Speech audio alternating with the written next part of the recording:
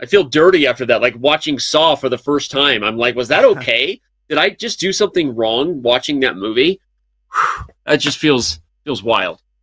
And Carlsen is very disappointed. And this is Magnus for you in a nutshell. He is such a perfectionist. He's up by 5 points. He still hasn't lost a game in this match. And yet it eats at him that he didn't convert that into the full point. It really does. He's not just trying to do that exaggerating thing, where, you're kind of fake disappointed. He's really disappointed. That's what he expects from himself. Well, and I was distracted there because when Fabi let that slip, I was looking, and again, shout out to reading body language that Fabi hates, but seriously, that was, you could really tell he was just ejected. He was just blundering. He trapped his own rook. Magnus misses the opportunity to win it. Both F5, as you saw earlier, and then G2 were available to Black. Yep. But okay, like I said, we want to put that one behind us, just like most of Carrie Elwes' films. Just kidding. I love Carrie Elwes. Shout out to Robin Hood Men in Tights. Is that the movie with Mel Brooks? Oh my God, Danya. Have you never seen Robin Hood Men in Tights? No, but is that the movie with Mel Brooks? Bad News in a Good Way, right? That's the best scene from the movie. You're giving me that blank stare, Danny. I don't like it. No, it's when courier comes over to Richard III, and he says his brother is there to take over, and the king is played by, who's this comedian who plays in Curb Your Enthusiasm? What's his name? The black-haired dude. Hilarious guy. Maybe someone in chat can let me know. And he says, "Can you give me, maybe if you give me the bad news in a good way, it won't be so bad anymore." And then he's like, "Ha ha ha ha! Well, I have some very good news. Your brother is here, and he's gonna try to kill you and take over." And then Richard III's like, "Why are you laughing? Well, you told me to tell the bad news in a good way." Oh my gosh! Watch it on YouTube. Okay, sorry, Danny, that was long winded. No, this is great. I love it. I love that we're and Jon Stewart is, no, it's not Jon Stewart. No, it's freaking. I'm googling. We'll find it. I got outplayed on that. I agree. No, not only did Danya deliver with recognizing the movie, but he actually remembered one of the most iconic scenes from it. So touche, Danya. I have to give credit when credit's due. Touche. All right, Magnus. Patrick Stewart. Stewart. Yeah, Jon Stewart, different actor. No. Anyways, back to the game. Yep. I'll find it. Magnus is back to what he does, right? Just grinding out positions with slight edges and BD. By the way, Richard Lewis. That's the one. Richard Lewis. It's funny. I wanted to say Richard, but then I was like, no, because it's King Richard. Yeah, but his name is also actually Richard. Yeah, okay, Okay, so who's in the driver's seat and why in this endgame? Usually it's Magnus if it's an endgame, and I think this is no exception, Danny. Yep. The A file is controlled. We talk about open files, especially when there's only one or two. Here, white is in control of wherever the access points might be. Okay. The exchange, a big decision, whether you want to take with the pawn or not. Nope. But now the light squares are weak. And bishop b4 incoming, potentially. Unfortunately for Fabi, as much as those crazy scrambles have also gone Magnus's way, this is not a recipe, I think, to make a comeback at this point.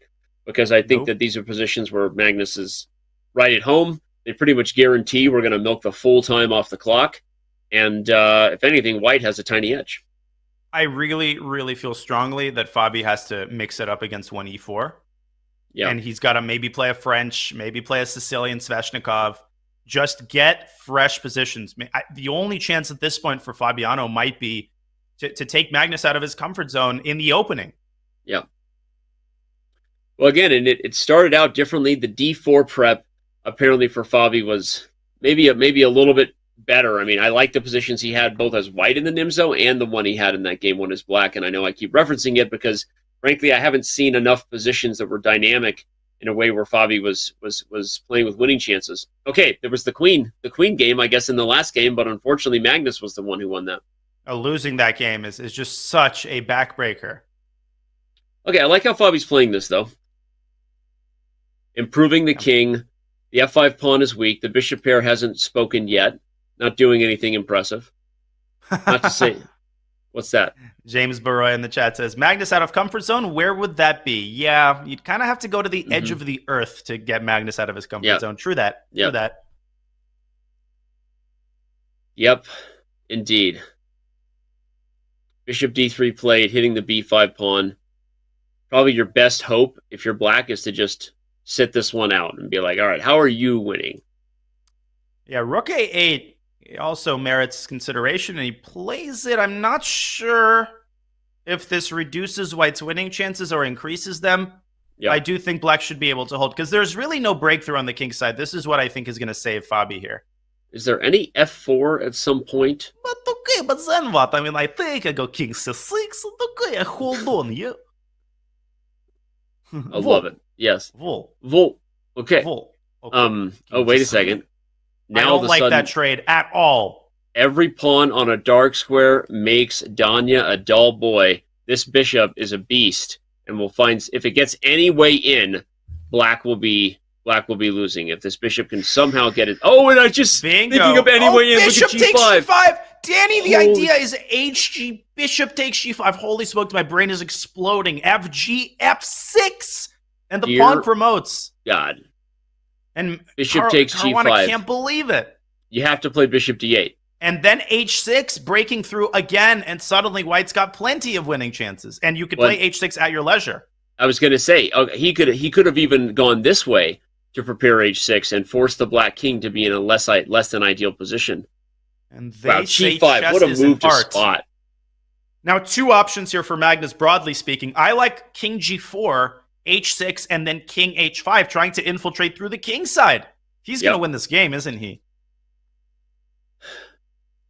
If anyone can. But g5, what an instructive point. I guess we were kind of focused too much on the queen side. In hindsight, that was a really instructive grip that white had, and you always have to watch for those shots when your opponent has the pawns furthest up. Everyone knows of like the three little piggies trick where you sacrifice all the pawns, right, and break through. Kind of a similar theme in any of these positions where you have much further advanced pawns, despite it being symmetrical, you have winning chances. And the pawn endgame is losing. Yeah. So can Fabi build some sort of fortress here? King g7, e4, king g6, and Fabi can move his king. That's big, because if you take the bishop on d4, the pawn promotes. It might be a draw. Huge move. I think he's holding it. I mean, Carlsen's going to try to get his king back to f4, I think. Yep. Now the e4 pawn has gone too far. Dude, he just never dies. He just keeps fighting, and he just never ends. What do you do now? No, you give up the pawn. And then you move your bishop away, but it should be losing. No, this has got to be lost. It's so hard. Now you go back to g6? But when you get all the way back, what's the difference? No, it takes d5. Try to win this one. Sacrifices f for c. Okay. It should be a draw objectively, but I think Magnus is going to pull through. King c5. King c5. It's over. The king goes to d5, you push to c6, and you force the bishop trade. It's a winning king and pawn ending. Not even close. Not even close. This might have been the most unbelievable game of the match, Danny. Seriously. This needs to be studied by everybody who wants to learn something about chess after the match. This might be a game we asked Magnus about, too.